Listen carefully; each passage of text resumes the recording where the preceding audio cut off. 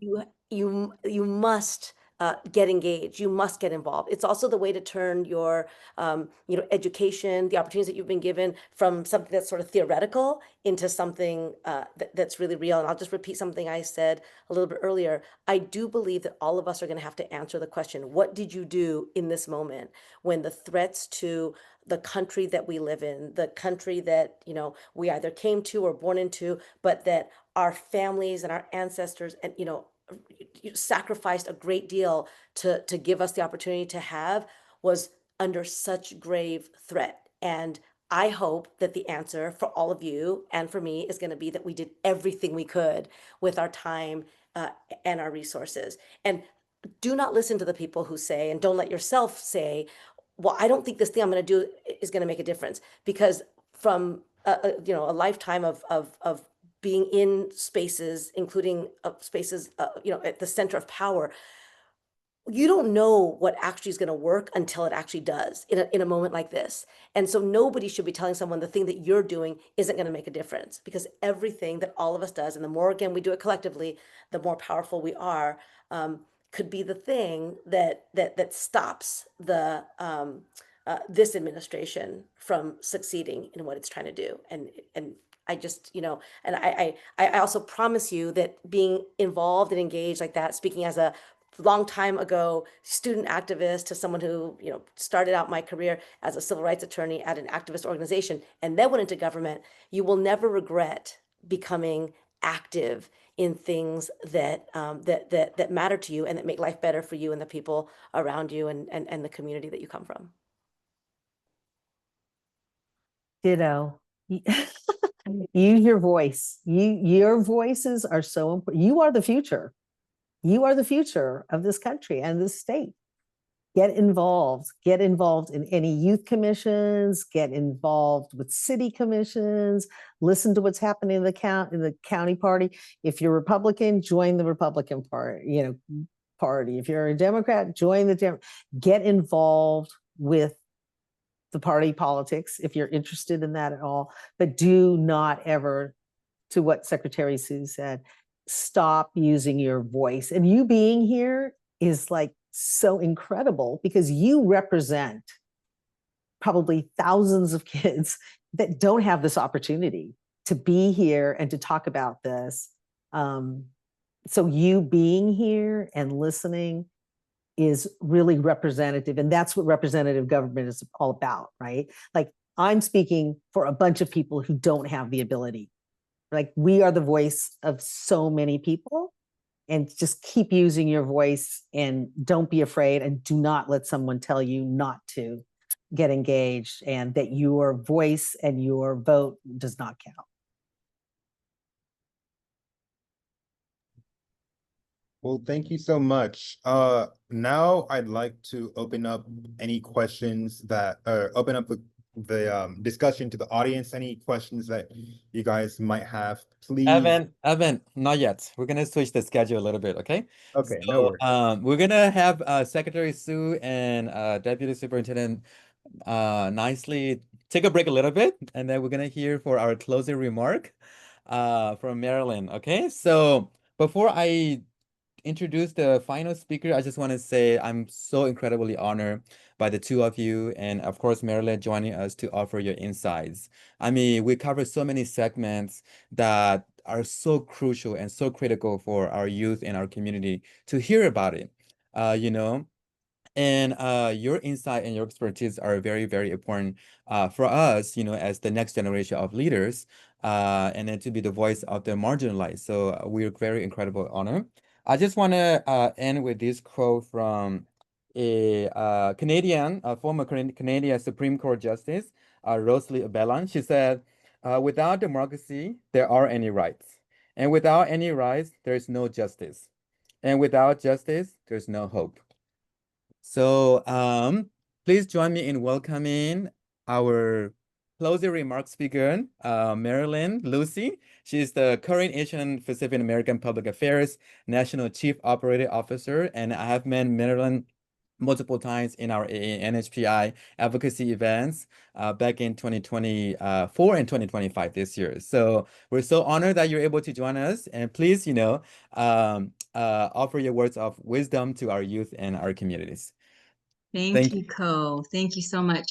To Julie and to Mary, amazing. This has been such a raw and powerful conversation. I think sometimes when people in power or near the seat of power talk with youth, we forget how important it is to be unabashedly honest and truthful in terms of what you see and what you recommend, because I think our youth need to hear that. They are capable of complex and complicated feelings and emotions and responses. So thank you so much for your very powerful words. You know, you both remind all of us that civic leadership takes courage, it takes persistence, but most importantly, it actually takes a deep care for people. And I love hearing that throughout your conversation, throughout everything that you've said. So thank you first to Evan for moderating with such thoughtfulness, and obviously to Co and CKYC for bringing us together and creating a space where we are actually hearing these powerful words. You know, when I was your age, the young people, I didn't see any youth groups of kids that look like me or you. And so it makes me really proud and hopeful to see groups like CKYC be so active in advocacy. You know, at your age, I couldn't have even imagined that one day I would work with my state's elected leaders or with policymakers. You know, like many of us here, my parents were immigrants who worked hard, who told us to just keep your head down, work hard, and you'll live a good life. We didn't have any political connections, no political aspirations, and we certainly didn't have any wealth or access. But what we did have is a strong community. We had a kitchen table and a neighborhood where we talked about fairness and opportunity and why communities seemed invisible, but more importantly, the importance of compassion and standing up for your own people. So years later, as a young adult, advocating with ACLU or Planned Parenthood or even PTA and First Five when I was a parent, and then as a legislative staffer for an assembly member, I remember thinking there are not enough faces that look like mine in the seat of power. It has changed since then, but not enough. And so I remember when I first began speaking up as a young advocate, I could tell I was politely tolerated, but the more and more organized we became, the more and more informed we became, we were listened to about what our communities were experiencing. Because the bottom line is that a united voice and body always makes elected leaders listen. Because if you're organized enough to advocate, then they know you are organized enough to vote as a community. Anti-Asian hate, language access, historical equity in education, or even the need to protect small immigrant-owned businesses are now conversations that are being discussed and supported not just by API communities, refugee communities, or immigrant communities, but by everybody. We've learned how to solidify our own power in coalition, and we have to continue to do that. That's what civic engagement is all about. Bring our stories, our lived experiences, and our courage into rooms where the decisions are made. And importantly, in numbers that make them pay attention. So before my time in legislative and policy advocacy, I was out in the field, knocking on doors, training volunteers, writing phone bank scripts, co-directing staging locations, most recently in the 2020 campaign. And I'll tell you, if you want to understand democracy, spend a day walking and talking with 100 strangers about why their vote matters. You'll learn that democracy is not abstract. It's a grandmother who never misses an election because she remembers what it felt like when her voice didn't count. It's the first-time voter who takes a selfie with their sticker because it's a promise they kept to their parents who didn't immigrate with them and get a chance to vote. It's the student volunteer who learns that they have the power to move hearts and even history if they engage in the conversation. Every one of those moments reminded me that democracy depends on participation, not perfection. You got to get off the sidelines. So tonight's discussion on congressional redistricting was on point because simply Redistricting is all about representation. It's about whose voices and values are allowed to strengthen or diminish our democracy. The lines on a map decide who speaks for you, your neighborhood, your school district, your small business community, and they decide whether a growing population of young Asian Americans, Pacific Islanders, refugees see themselves reflected in the halls of power or get pushed to the sidelines. So when lines are drawn fairly, every community has a chance to thrive. But when they're not, voices are diluted and progress stalls. And that's why this conversation and having Julie and Mary here and all of you here to listen and absorb what they're saying is so vital. Redistricting is not just a policy issue, it's a justice issue. And it's about the next generation, all of you, inherit a democracy that I've been able to enjoy, that truly sees you, or as has been said before, we fail to see it. So as we look toward November 4th, let's be crystal clear. Voting is not the finish line of democracy. It's the starting gate. After the ballot box, you better get up on that soapbox and say what you need to say and make people listen. You have to keep saying your truth. We need every single eligible young person, every new citizen, every family member and friend to register and vote. Not just for the big ticket races like president or governor, but like they said, school board, city council, water districts. Those are the things that have the most impact on your everyday life. And they live in your neighborhood, so they will feel the pressure. The most common excuse that I hear, as we've heard, is that my vote won't matter. But I'll tell you, I've seen and worked on campaigns where the race is decided by less than 100 votes. It matters. Every single call we make, every single door we knock, every text even that we send could be the difference. So one neighborhood, one dorm floor, one social media post, all of it all adds up. So your voice does matter, your vote does matter, but you have to use it. So I often tell young interns or advocates that policy doesn't change because one person is sitting in the office, even though they're the elected official. It changes because 1,000 people are standing together, speaking together. And I saw that at the AANHPI Coalition Advocacy Day earlier this year in April, where we had more than 100 organizations together. That's why I left the legislature to work at APAPA. For nearly 25 years, APAPA has built pathways for civic leadership, helping young people intern in offices, connecting volunteers to campaigns, and organizing advocacy days. 2 years in a row, CKYC has stood with us during those advocacy days, and you made history. You demonstrated that the youth, the refugee youth, the APR youth are not invisible. I tell you, it is so, it warms my heart because I didn't see this when I was growing up, not even when I was in college. So you showed that when we stand shoulder to shoulder, we change the conversation at the Capitol. We actually help pass bills. So that's the story of the AANHPI advocacy. Communities that once felt excluded are now influencing policy, sometimes writing policy, chairing commissions and committees, and shaping that future. So civic responsibility, again, isn't only about elections or rallies.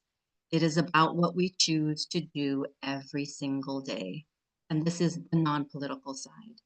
It's how you treat people that are different from you that ends up making the fabric of justice. It's how you listen before you argue that brings us together and will reclaim our democracy. How you correct misinformation instead of spreading it. It's how you volunteer even when no one gives you credit. Democracy lives and dies in those small daily choices.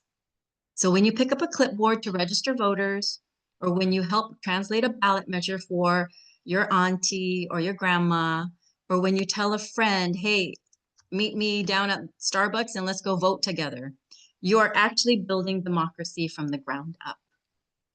So every major movement for change has begun with young people. Let me say that again. Every major movement for change begins with young people. Students, dreamers, first-time voters who refuse to wait for permission to lead. You are not the future of democracy, you are the present tense of it. The energy, the activity that you engage in is so important. So please do not stop. Do not stop. One of the greatest honors of my career has been working at the intersection of generations, with young people finding their voice and elders passing down our hard-earned wisdom. I include myself in there. But honestly, I remember at the last election year that I worked, 2020, there was a concentrated effort to pair our young people with their grandmothers and their grandfathers, because even grandmothers and grandfathers who could register to vote weren't.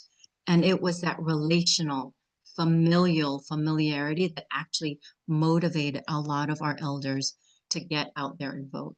So you have immense power, immense appeal.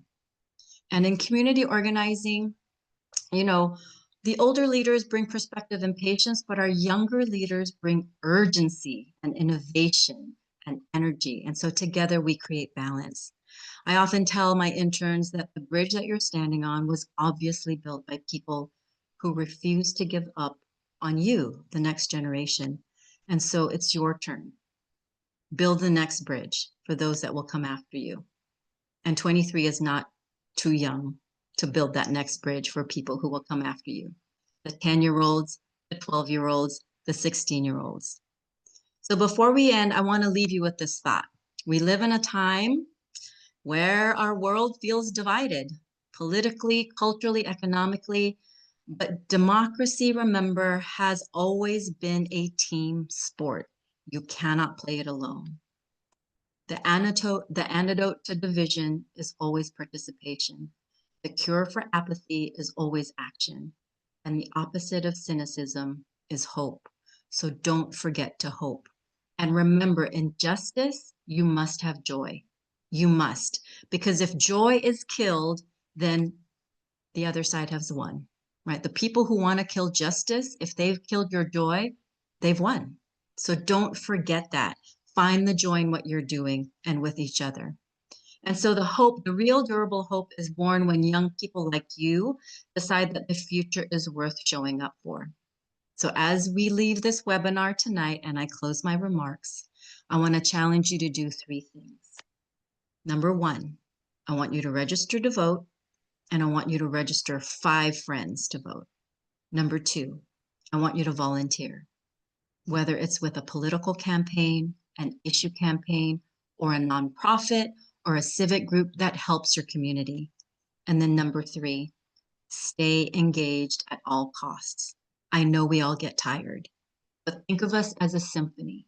When somebody takes a breath, somebody else is singing, and then vice versa. So don't give up. Take a break, but don't quit. So again, final words. Thank you, CKYC. Thank you, Co, and everyone here. Thank you, Secretary Sue. Thank you, Deputy Superintendent Nicely, and everyone here for giving up your time to be part of the conversation. Thank you for inviting me. Thank you so much, Marilyn. I really loved what you had to say there at the end, and really just a beautiful reminder for all of us here, especially for the young people here. I know that some of you, I believe, cannot vote yet, but regardless, the message still absolutely rings true. And so we have come to the end of our time. So first of all, I would like to thank everyone who has attended here so far. Thank you so much for showing here tonight. I know it's a Friday night. You could be spending your evening going out, but you guys all chose to be here to educate yourselves, to be engaged civically. And I really love and appreciate all of you guys for that.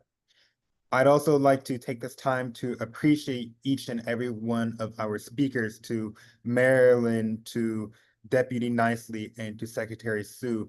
Thank you so much for coming here and for sharing your wisdom. And I really love that you guys took the time out of your day to come and to connect with us, constituents, of course, as we all are, to really inform us as to what's going on, to what is happening, and really what actions we can take to better ourselves in the midst of whatever is going on currently.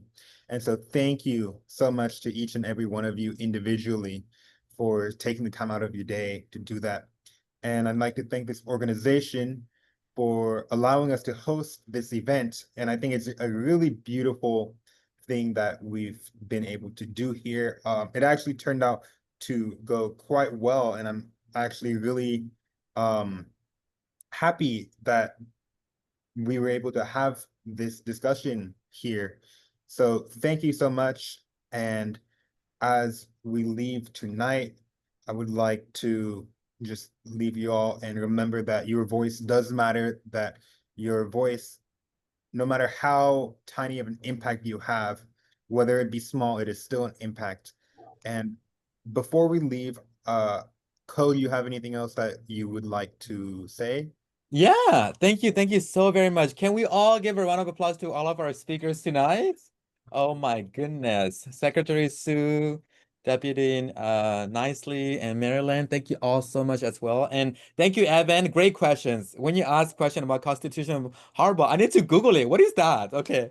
So that's why I bring you in the team to be a cheerleader and a fellow advocate alongside me. So thank you for the question and thank you for moderating the discussion. I would like all of us to open the camera and I would like to do a group picture. Is that okay with everybody? And Marilyn, do you want to introduce, I think a staff member is joining you. Do you want to introduce them? Yes, I am Amandeep Kaur, our program associate, is here online as well. Amandeep, if you are comfortable doing so and you're in a position to, can you come onto camera so we can take a picture, a screenshot? And everyone, please have your camera on. And while we do that, I want to introduce you to our board member, Samu. Samu, can you wave? Samu. Samu is our board chair of the organization. And Peace is our treasurer of the California Korean Youth Connections. So I have a boss, you know, a lot of people think CEO doesn't have a boss, but those are my boss, okay? So Samu and Peace, okay? And then Ezekiel and Evan, okay? So if everyone can have their camera on and we're gonna do a group pictures, okay? All right, so I'm gonna do a screenshot. All right, ready? Okay. Okay, 1, 2, 3. Let's do another one. Okay. All right, 1, 2, 3. Perfect. Okay, I did it. Okay, thank you all so much again, all of our speakers and all of our attendees who are attending this event. We're gonna have future events, okay? We're gonna have in person. We're gonna have more webinar in the future. So, stay tuned to our emails and our social media posts. Secretary Sue, Marilyn, thank you all so much. Okay, have a great night. We'll reconnect soon. Thank Thank you. you, everyone. Thank Good night. you. Good night. Thank Good you. night. Good night. Thank you.